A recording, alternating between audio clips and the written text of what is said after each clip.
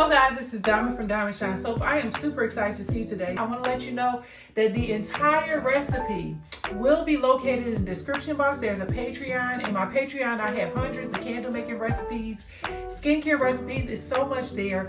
Also guys, if you have not done this by now, go ahead and subscribe to the channel, y'all, because this helps me to stay before your face. That means that every time I make a video, you're going to see me in the algorithm. So like the video, subscribe, and guess what? You will not be disappointed. Now let's talk about what we're going to be doing today. So I have my quote-unquote liquid gold here. This is what we call liquid gold. I usually just kind of store this and put plastic wrap over top of it, or sometimes I put it inside of like a storage container.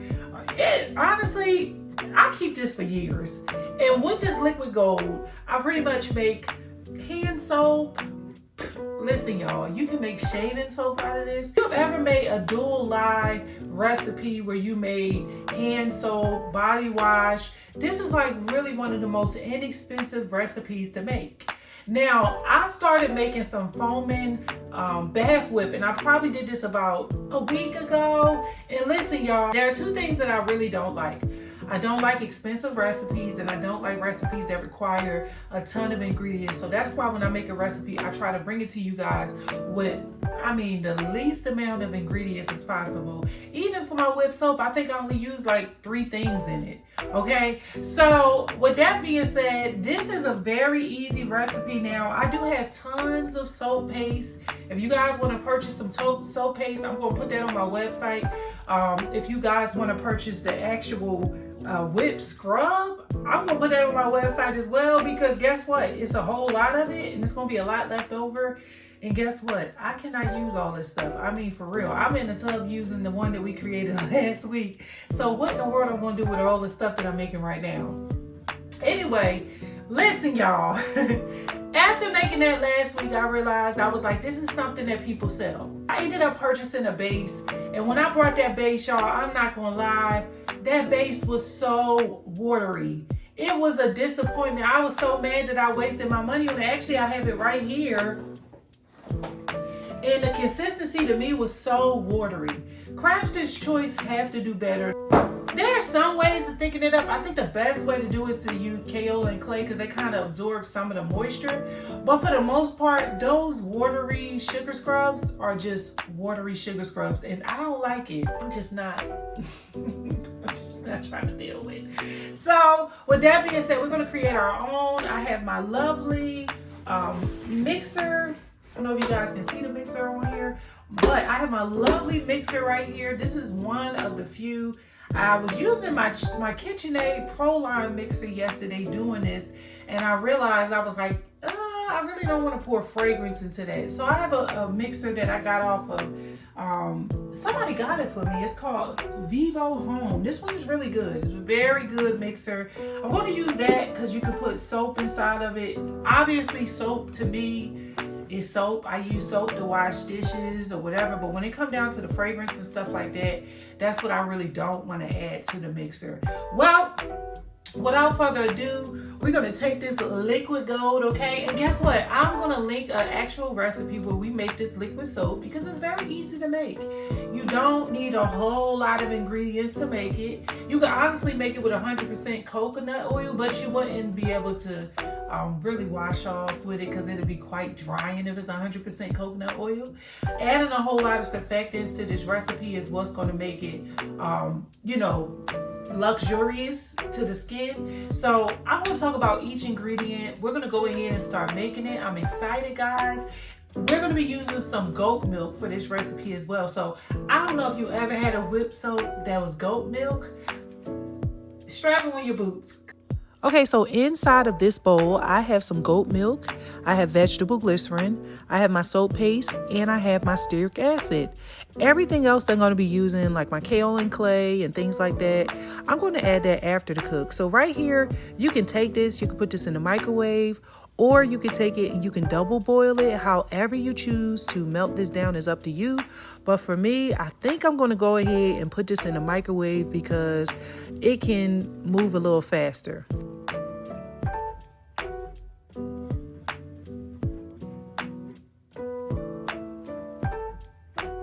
All right, for the next phase, you want to go ahead and pour this into your mixer.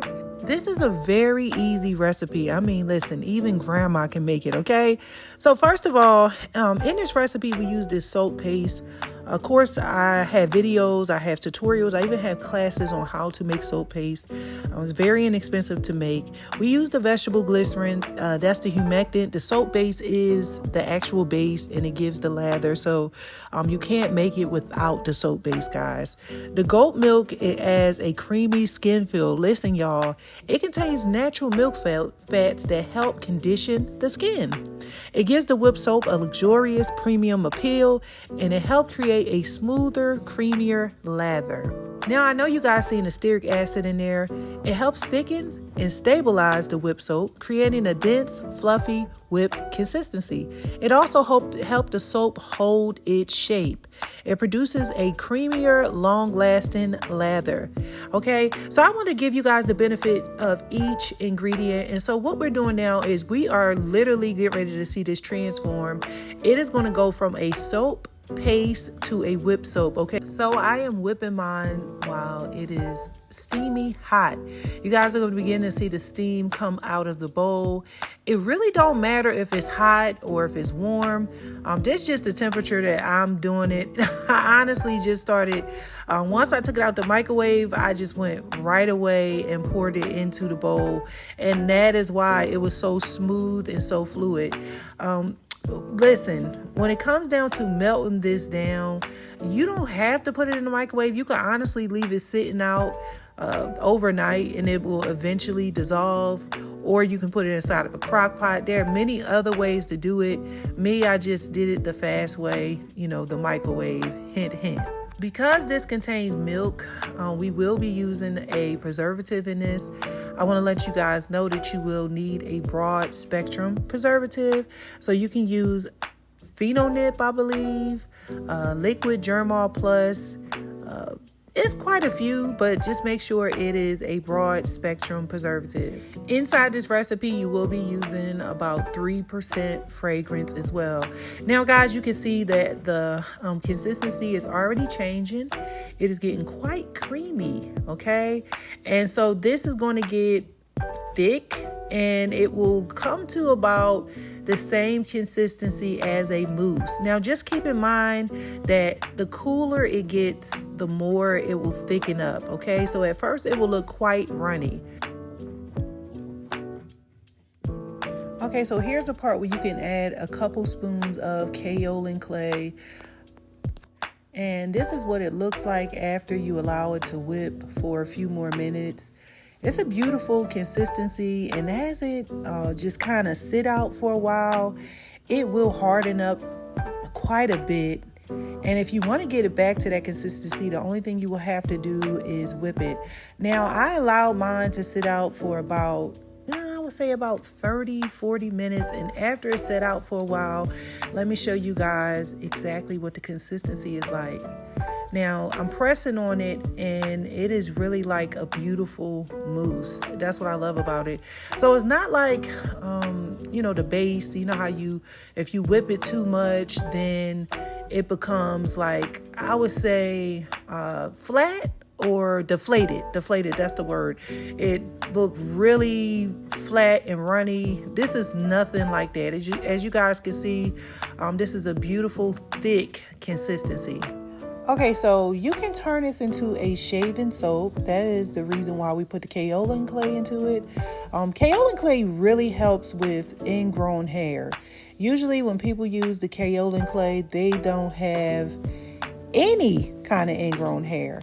You can add a small percentage of tea tree oil. For the most part, that will give you the same exact benefits. Okay, guys, so this is the texture. It is pretty thick. You can probably use about I would say like a 1-to-1 ratio. So if you have 16 ounces of base, you can use 16 ounces of sugar. If you want to do it as a shaving soap, just go ahead and add your fragrance to it. Add about 3% and just put it inside your jars. You don't have to do anything else to it. And if you want to turn this into a sugar scrub, you can add your fragrance into it as well. Don't forget your preservative, as this product will be used in water, so you want to make sure that you protect it, okay? Look at that. It looks like a beautiful whipped cream. I love that. The consistency is very beautiful. Now, I have to keep my gloves on because I want to keep things nice and sanitary. So I am going to do a lather in the gloves. I know, y'all, please don't cuss me out, but I don't want to touch it. I don't want to pull my hands out. You pull your hands out, and everybody in the comments, oh, make sure you use gloves. Never happened to me, but I don't want it to happen. But as you guys can see, it's a very beautiful lather, okay? So now I'm going to rub it on my arm. And let me tell y'all, this right here, the goat milk made this, so luxurious and so creamy. I'll see you guys again for the next video.